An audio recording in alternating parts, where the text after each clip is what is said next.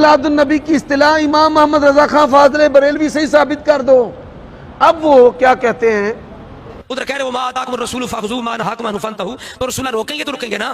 رسول اللہ سے ایک حدیث ہے، حدیث اور ایک حدیث دکھاؤ نا، رسول اللہ نے کہا جشن میلاد نہیں کرنا، میرے آمد کی خوشی نہیں کرنی، جھنڈیاں نہیں لگانی، لائٹیں لگانی، میرا دن یاد نہیں کرنا، اور رب منع کرے یا رسول منع کرے تو پھر ہم منع ہونا۔